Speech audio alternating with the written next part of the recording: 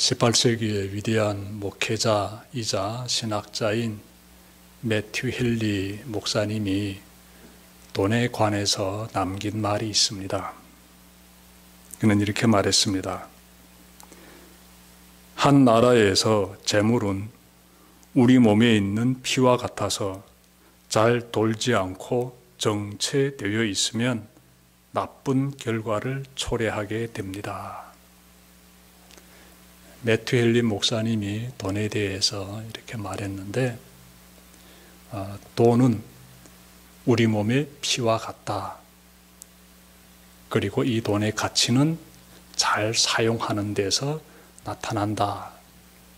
라는 이러한 의미로서 돈에 관한 말을 이렇게 남겼습니다. 피가 정체되면 생명이 죽게 되듯이 돈도 정체되면 그 가치를 잃게 됩니다. 오늘 본문의 1절과 2절에서 돈을 사용하지 않고 쌓아만 둔 사람의 인생이 나옵니다. 제가 말씀 좀 찾아 읽겠습니다. 1절과 2절. 나는 세상에서 또 한 가지 잘못되고 억울한 일을 본다. 그것은 참으로 견디기 어려운 것이다. 하나님이 어떤 사람에게는 부와 재산과 명예를 원하는 대로 다 주시면서도 그것들을 그 사람이 즐기지 못하게 하시고 엉뚱한 사람이 즐기게 하시니 참으로 어처구니가 없는 일이요 통탄할 일이다. 세번역 성경으로 제가 읽어드렸습니다. 1절과 2절에서 등장하는 사람은 누가 봐도 불행한 사람입니다. 그는 큰 부자인 동시에 명예까지 가지고 있었습니다. 부자들은 돈의 힘을 이용하여 쉽게 사람들의 선망의 대상이 되곤 합니다. 이렇게 많은 돈을 가지고 사람들로부터 이렇게 나름의 존경까지 받고 있는 이러한 한 사람이 있는데, 보십시오. 이 사람의 인생이 활짝 피어난 인생이 아니라고 말하고 있습니다. 불행한 사람이다 라고 지금 말하고 있는데요. 좀 더 찾아서 우리가 살펴본다라게 되면은 그는 그동안 비축한 그 재산을 가지고 누리지 못한 채 죽게 됩니다. 그렇게 죽게 되면은 그 인생이 뭐 그렇게 행복한 인생이 되겠느냐라는 것이지요. 재산을 쌓아만 두고 누리지 못한 사람의 삶은 헛되다 라고 성경은 말씀하고 있습니다. 3절부터 6절 보시면 이처럼 불행한 사람, 또 한편으로 보게 되면 어리석은 인생을 산 사람, 재산을 쌓아만 둔 이러한 인생을 보면서 좀 더 신랄하게 비판하고 있는 말씀 찾아보게 됩니다. 말씀 경청해 보십시오. 3절부터 6절입니다. 사람이 자녀를 100명이나 낳고 오랫동안 살았다고 하자. 그가 아무리 오래 살았다고 하더라도 그 재산으로 즐거움을 누리지 못하고 죽은 다음에 제대로 묻히지도 못한다면 차라리 태어날 때 죽어서 나온 아이가 그 사람보다 낫다. 태어날 때 죽어서 나온 아이는 뜻없이 왔다가 어둠 속으로 사라지며 그 속에서 영영 잊혀진다. 세상을 보지도 못하고 인생이 무엇인지 알지도 못한다. 그러나 이 아이는 그 사람보다 더 편하게 안식을 누리지 않는가? 비록 사람이 1000년씩 두 번을 산다고 해도 자기 재산으로 즐거움을 누리지도 못하면 별 수 없다. 마침내는 둘 다 같은 곳으로 가지 않는가? 어떻습니까? 아무리 많은 자녀를 두고, 말씀에서는 100명이나 낳고라고 하죠. 자녀를 100명이나 두었다. 이렇게 말씀하고 있으면 굉장히 많은 자녀를 두었다라는 것이지요. 많은 자녀를 두고 또 아무리 오래 살고 1000년씩 두 번이나 산다는 것은 비유로서 하고 있는 말씀인데 굉장히 장수한다 할지라도, 그리고 또 한 가지, 아무리 많은 돈을 가지고 있어도라고 해요. 많은 돈을 가지고 많은 자녀를 두고 그리고 장수한다 할지라도 돈을 쌓아만 놓고 산다면 인생이 비극으로 끝나게 된다라는 것이 성경의 말씀이고요. 오늘 본문에서 이 부분에 대해서 심각하게 경고하고 있습니다. 오죽하면 돈을 모으기만 하고 쓸 줄 모르는 사람을 가리켜서 태어날 때 죽어서 나온 자보다 못하다라고 말씀하고 있겠습니까? 태어날 때 죽어서 나온 자보다 못하다. 어떤 사람이 돈을 쌓아만 놓고 사용하지 않은 사람, 그 사람이 바로 태어날 때 죽어서 나온 사람보다 못하다. 이렇게 지금 성경은 말씀하고 있습니다. 그러니 돈을 쌓아만 두지 말고 잘 사용하면서 인생을 즐겨라 라는 것입니다. 사무엘상 25장에 큰 부자가 나옵니다. 이 사람의 이름은요, 나발입니다. 나발. 그는 고집이 세고 행실이 포악한 사람이에요. 당시 다윗은 바란 광야에 머물면서 이 사람의 목동들이 목하는 가축들을 지켜주었습니다. 그러다가 이 나발이라는 사람이 양털을 깎는다는 소식을 듣게 돼요.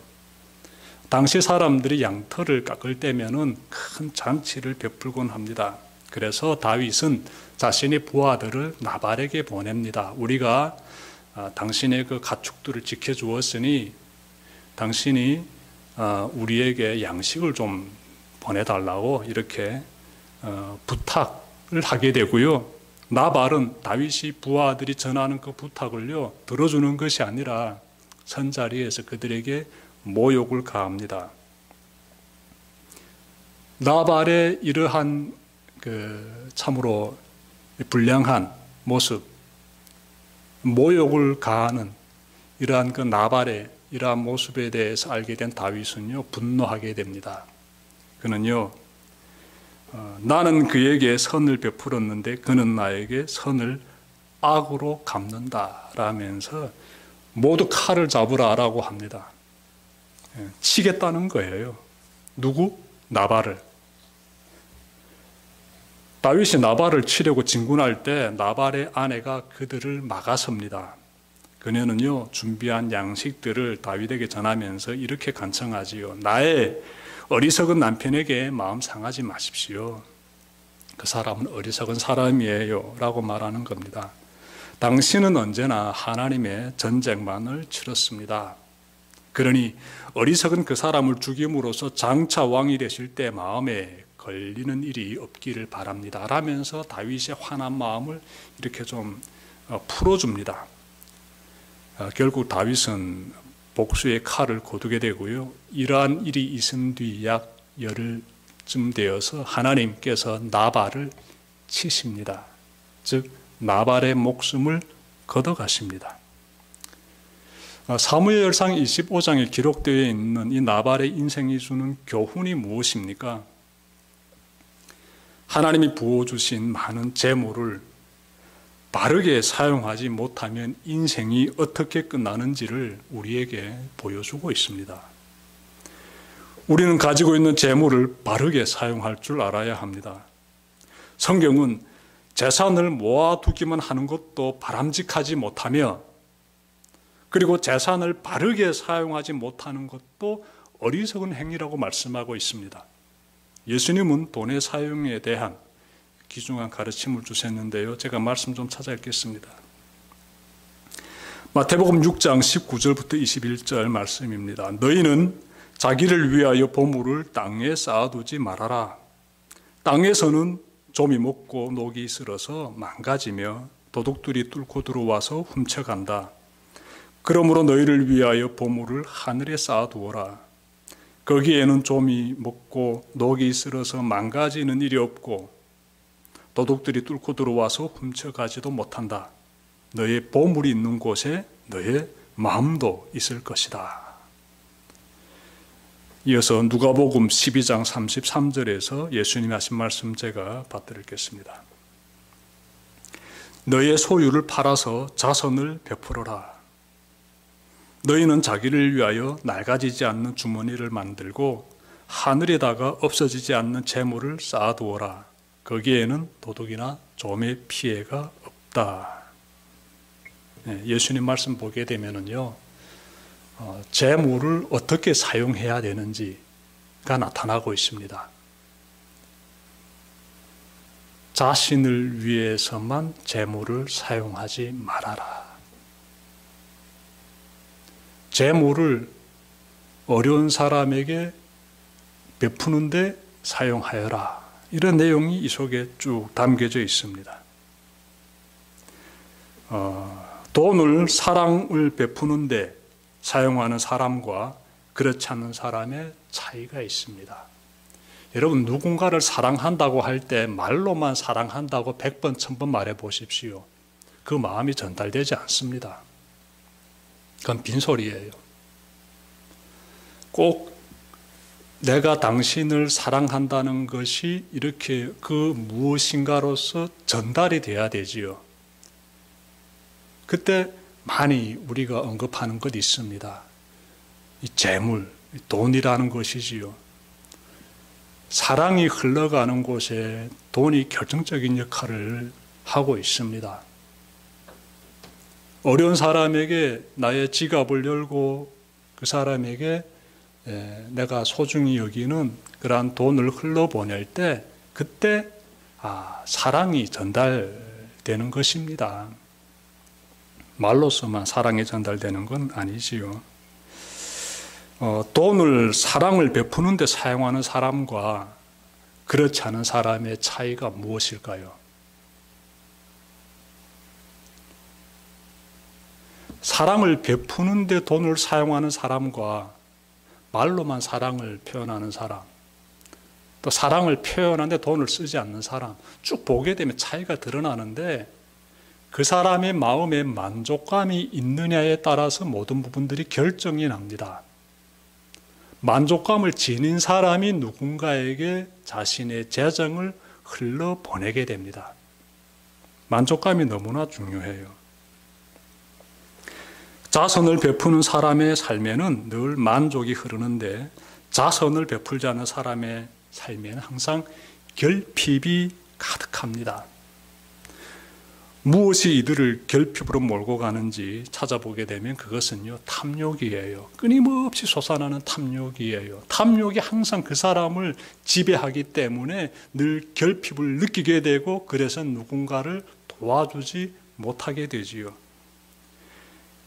그들은요, 탐욕으로 인해서 만족을 모르고 좀 더 계속해서 재산을 쌓으려고만 합니다. 결국 만족을 모르는 인생은 비극으로 끝나게 됩니다.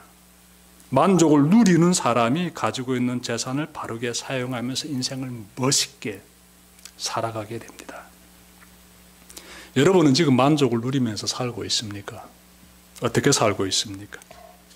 내가 가지고 있는 재산을 바르게 잘 흘러보내면서 살고 계십니까? 저는 북한이라는 매우 가난한 나라에서 살다가 지금은 한국이라는 참 부유한 나라에서 살고 있습니다. 북한은 모든 것이 열악합니다. 하루 세 끼 이 밥에 고깃국 먹는다는 것이 참 어렵습니다. 1년에 한두 번이나 하루 종일 이 밥에 하루 세 끼 고깃국을 먹을 수 있지 않을까 싶습니다. 늘 정말 잡곡이라도 강냉이로 만든 밥이든 기타 등등 이 잡곡으로 만든 밥이라도 배불리 먹으면 그것으로서 만족해야만 하는 것이 북한에서의 일상의 삶이에요. 사람들은 저마다 하루부로 하루 산다 라면서 푸념을 늘여놓고 나였습니다. 장마당 나가서 하루 일해서 하루 먹고 산다 이런 말 심심치 않게 하면서 어려운 삶을 살고 있습니다. 옷은 한 벌 사면 해질 때까지 입어야 했습니다. 뼈 아프게 가난했던 순간들을 말하자면 끝이 없을 것입니다. 그렇게 가난하게 살다가 한국에 들어와 보니 별세계 같습니다. 사람들이 하루 세 끼 이 밥에 고기국 먹는 것은 더 말할 것도 없고 기름진 음식을 먹기 싫어 버리기도 합니다. 멀쩡한 옷도 입기 싫어 버리고 있습니다. 가구들도 유행이 지나면 버리고 있습니다. 그뿐입니까? 가전제품이며 핸드폰이며 심지어 자동차까지 유행 따라 새 것으로 바꾸고 있습니다. 이처럼 풍요로운 대한민국에서 지금 탈북민들이 살아가고 있는데 그들은 지금 이 땅에서 만족감을 누리고 있을까요? 가난했던 북한을 생각하면 지금의 이러한 풍요로움에 얼마든지 만족하면서 살아야 하는 것 아니겠습니까? 그런데 많은 사람들이 만족을 모르는 것 같습니다. 계속해서 이렇게 결핍과 좀 더 모아야 돼, 더 가져야 돼 라면서 이 탐욕의 늪에서 허우적거리는 것 같습니다. 한국에서 삶의 만족을 모른다면 그것은요, 끊임없이 쌓아두는 인생을 산다는 반증입니다. 그 사람의 인생은 계속해서 쌓아두는 인생이지 가지고 있는 것을 흘러보내는 인생이 아니에요. 만족을 누리는 사람은 돈을 나만을 위해 사용하지 않습니다. 나의 도움이 필요로 하는 사람이 보이면 그 사람에게 돈을 흘러보냅니다. 하나님은 우리가 그렇게 살기를 원합니다. 하나님 믿는다면 이렇게 살아야 되는 것이지요. 성경에 기록되어 있는 하나님의 뜻대로 산다면 이렇게 살아야 되는 것이에요. 지금까지 몰라서 그렇게 살지 못했다라면 이제부터라도 그렇게 살아야 합니다. 돈을 쌓아두기만 하면서 사는 인생, 그 하나님 원하는 인생이 아니에요. 흘러보내는 인생, 그 인생을 하나님께서는 원하십니다. 저는 며칠 전부터 최근에 출판된 빌 게이츠의 자서전을 읽고 있습니다. 여러분도 아시다시피 빌 게이츠는요, 세계적인 거부입니다. 그는 20살 때 어린 시절 친구인 폴 앨런과 함께 마이크로소프트 회사를 창립하였습니다. 그리고 그 회사를 세계적인 기업으로 키웠어요. 그의 놀라운 점은 가지고 있는 어마어마한 재산의 절반을 사회에 환원한 것입니다. 여기서 그치지 않습니다.